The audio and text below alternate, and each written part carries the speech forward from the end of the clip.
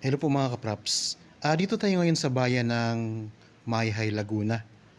Itong property na nakikita po ninyo ay sakop ng Barangay Ilayang Bayukain. Dito nga po sa bayan ng Mahayhay. Pero ito po ay malapit lang din sa bayan ng Liliw. Ang sukat po nito ay 7,776 square meters. Isang farmlot po na titulado. Sa ngayon po, pansamantala ay hindi papasok ang sasakyan kasi pathway pa lang po ang dadaanan natin papasok dito sa property. Mga nasa 600 meters ang distansya nito sa simentadong barangay road. Pero ang kagandahan nito mga kapraps, itong property na to ay magiging tabi po siya ng barangay road kasi may nakapropose na po ito at magkakaroon na po ng budget. So, ang aming source po mga kapraps ay ang mismong kapitan dito sa barangay na to. Sa Ilayang Bayukain, sakop ng Mayhay, Laguna. Tara, samahan niyo po akong ikutin itong property.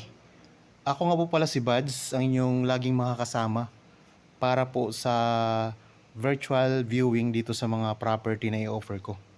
Habang kayo po ay nagpapahinga dyan sa inyong kanya-kanyang pamamahay, samahan niyo po ako mga kapraps. Ang mga tanim dito, ayan, nakikita nyo naman po. May mga tanim na mga saging.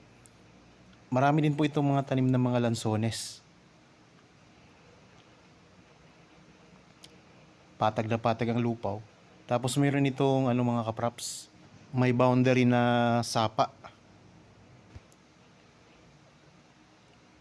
Makikita nyo naman po yan. Ikutin natin itong property.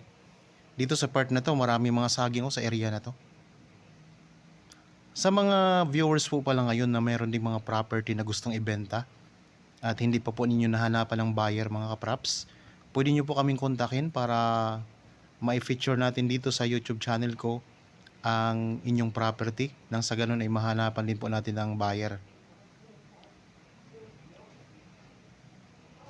Yan, meron din ditong tanim na puno ng mangga mga kapraps. Dito mga tanim na niyog, maraming niyog dito. Ayan. Kunting tabas lang mga kapraps. Kunting tabas lang mga kapraps ay malinis na po itong property.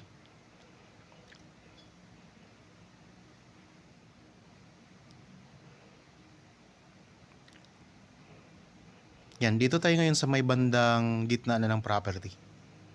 Ulitin ko lang po ang sukat nito ay 7,776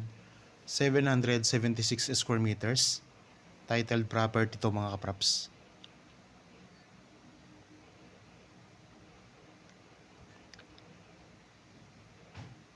Dito nga po ito sa bayan ng Mahayhay, Laguna. Barangay Ilayang Bayukain. Meron din pala ditong tanim na puno ng suha. Ayan. Malaking puno ng suha yan mga kapraps.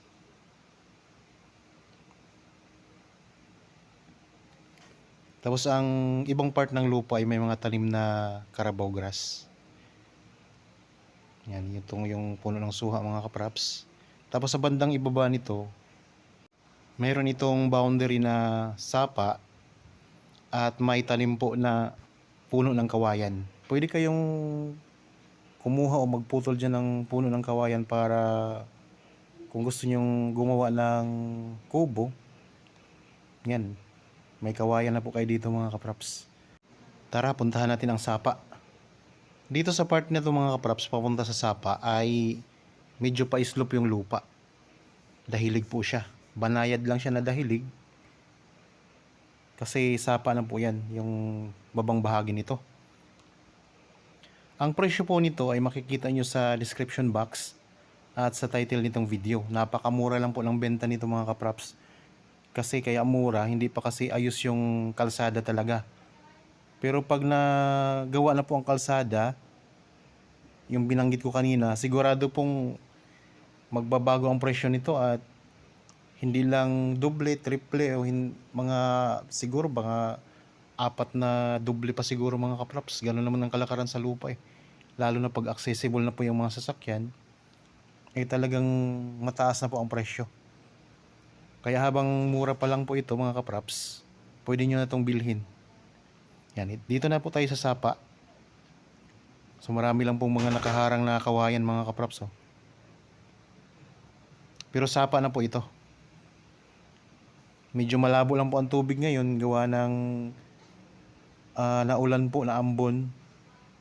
So pag maambon po yung mga sapa mga kapraps ay lumalabo siya gawa ng may mga putik-putik po na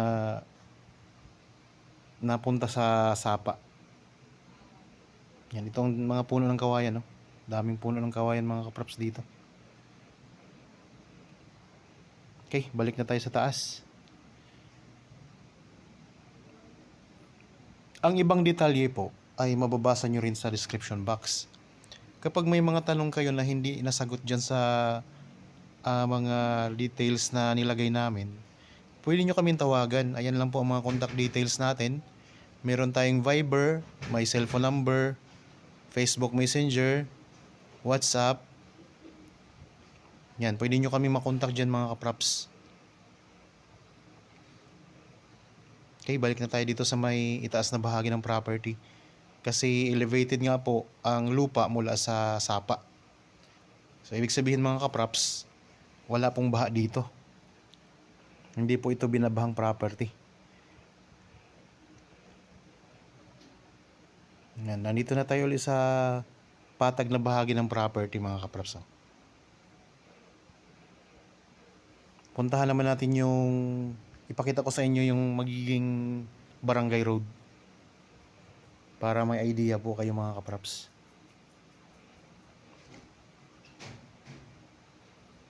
Yan, dito marami ding mga puno ng saging. Oh. Yan, kitang-kita naman po natin na patag yung lupa. Pantay na pantay po yan mga kapraps.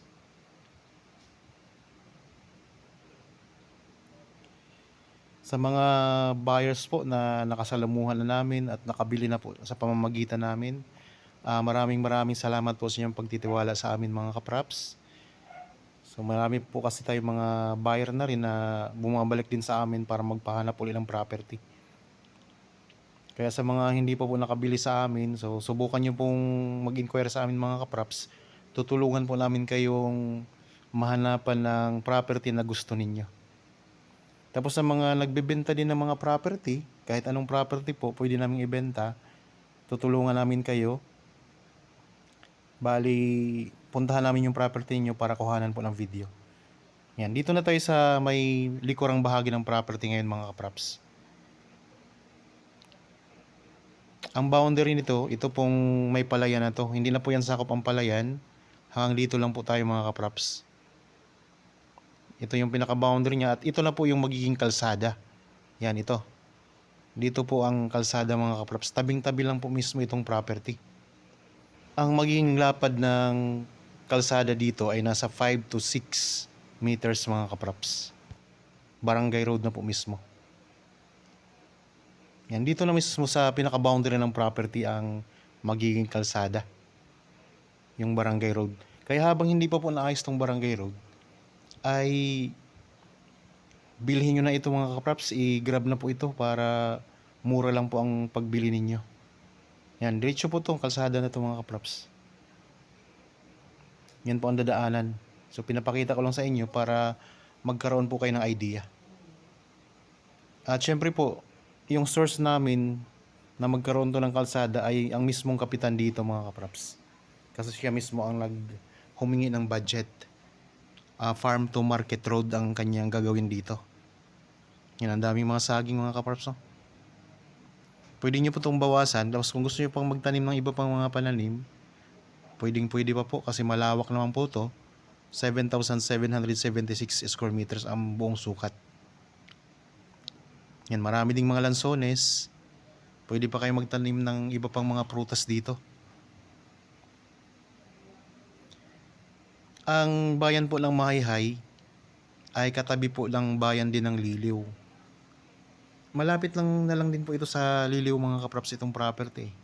Mas malapit tayong kapag pupunta pala tayo dito, dadaan tayo sa Liliw para mas malapit. Kung gusto nyong sa mga gustong magpa-schedule ng actual viewing mga kapraps, Ayan lang po ang mga number namin, mga contact details namin para kung gusto nyo makita ng personal, mas maganda kasi pag personal nyo makita itong property. Pero ano naman po, itong mga video na pinapakita namin sa inyo, kung ano yung lupa talaga, yan din po yung nakikita ninyo kapag pinuntahan nyo ng personal mga kaprops. Maliban na lang siguro kung matagal na, kasi syempre tutubo na yung mga damo eh.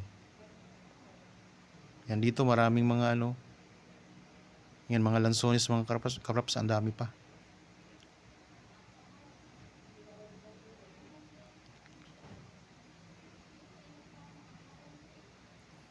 Yan, dito na tayo ngayon sa may bandang gilid ng property naman. Parang umikot lang tayo dito sa property mga kaprops. So wag po kayong mag-alala kasi may mga viewers po tayo na gusto nilang makita yung view kapag may drone. So bird's eye view mga kaprops ang tawag doon. So nag-iipon po tayo para makabili ng drone kahit yung mumurahin lang muna para maipakita lang namin sa inyo yung itsura ng lupa kapag nasa itaas ka.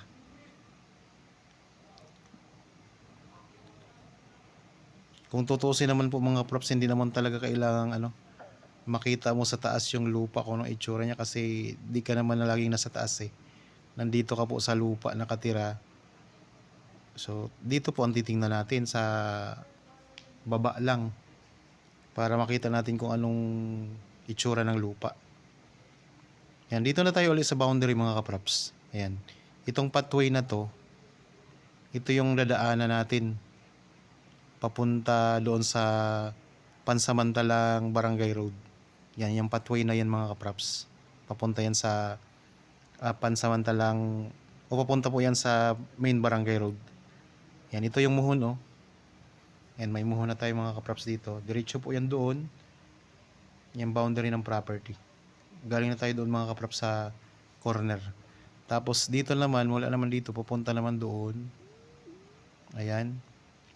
Yung may mga lansones na yan, diretso po. Yan naman po ang boundary niya.